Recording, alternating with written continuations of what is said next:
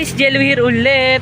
So yung guys, sasabihin ko lang about dito sa electric pan na to. Ito 3D to guys. So umaandar siya. So yun guys, so makikita nyo guys. Yan, humihinto-hinto. Yan, humihinto-hinto siya. Yan, makikita nyo guys. Yan, mabagal na siya. Yan, mabagal na siya. Ayan, nawala na, huminto na talaga siya. Pero pag gagalawin nyo siya dito guys, ayan o, umaandar siya. Ayan, ayan o, umaandar siya.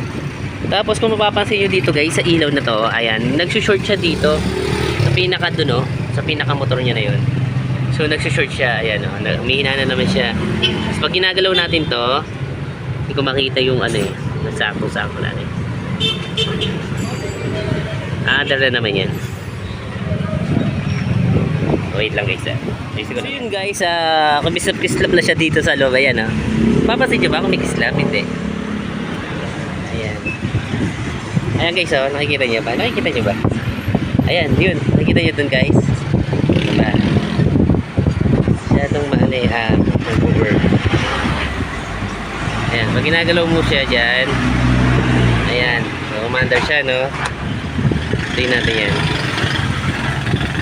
Ginagalaw-galaw natin dito sa loob. Kumikistap-kistap siya guys. Yan, okay siya.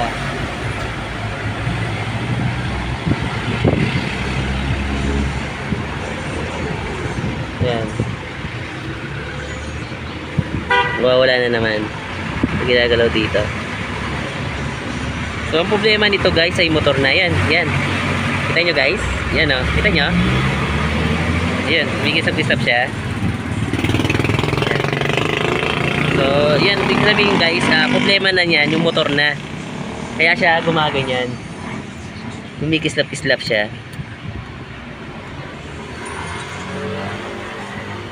Manda na naman siya, tapos ayaw, mandar ayaw. So, yun ang problema niya guys. Kung mapapansin niyo siya, yan, mapapansin niyo na humikislap-kislap. Tututok natin para makita ninyo guys.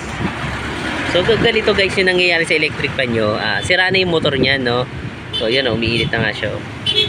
So huwag nating hintayin na masunog pa yung motor guys.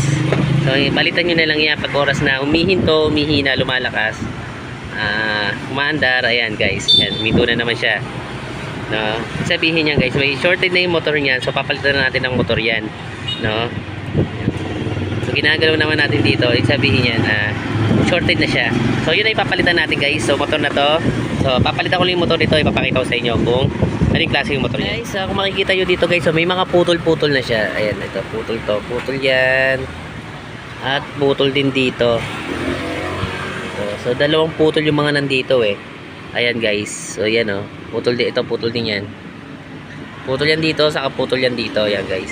So dalawa yung putol dito, hindi ko alam kung ano yung pwedeng paduktong dyan. So ang gagawin natin dito guys, para hindi na siya mag-short o magsiputol ulit.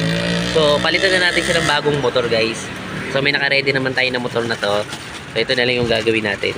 Huwag na nating pagduktungin yung mga putol-putol na yan. May dalawa pa tong putol, di ko lang makita kung nasan eh. Pero mas maganda po, tanggalin na natin. Palitan na natin ng motor to guys, para hindi na siya mag-short. So ito na yung motor na ilalagay natin. Ayan. Katulad dito guys, may dalawa-dalawa dito guys eh. Ayan na isang buo dyan. Ito naman sa kanya, isa na lang yung mga natitira. Tapos hindi ko alam kung nasa yung mga putol niyan. Paduduktungin ko sana, kaso hindi ko lang makikita kung nasa na yung mga ibang mga wire eh no. So yun guys, napalitan ko na lang ng motor to. At balikan ko kayo pagkatapos kong ikabit to. Guys, okay na to. Pinalitan ko na tong motor na to. Ayan na yung resulta ng pinalitan natin guys. Ayan na. So yung date natin ngayon ay 7/17/2004. So yan guys. So may pirma tayo niyan para kung sakaling may problema, alam natin kung ano yung mga ginawa natin no, at kung ano yung warranty natin. So yun guys. So yun. Ayan, yan na siya. Yan yung bagong motor. So guys, masking tape yung ginagamit natin kasi yung electrical tape, natatanggal kasi yung dikit niyan. Kaya ang ginagawa ko, masking tape lang yung gamit ko dyan. Pero subukan na yan guys, hindi nakakasunog ng mga wire yan dahil sobrang dikit niyan. So makakasunog lang siya pag natanggal yung mga dikit na yan at magdikit-dikit yung mga wire, doon lang siya masisira. So, yun guys. So, hanggang dito na lang itong bag natin na to. So, yun na yung bagong motor na pinalitan natin. At ito yung luma niya. Ay, teka lang. Ito ang luma niya. Yan. So, yun guys. So, papakita lang natin sa may-ari to yung motor niya para masabi natin na problema na yung motor niya. Kasi, sasabihin niya kasi baka umaantar yan yung dinala ko tapos pinalitan mo ng motor. So, ipapakita natin sa kanya na nag-short yung motor para masabi natin sa kanya na sira na talaga.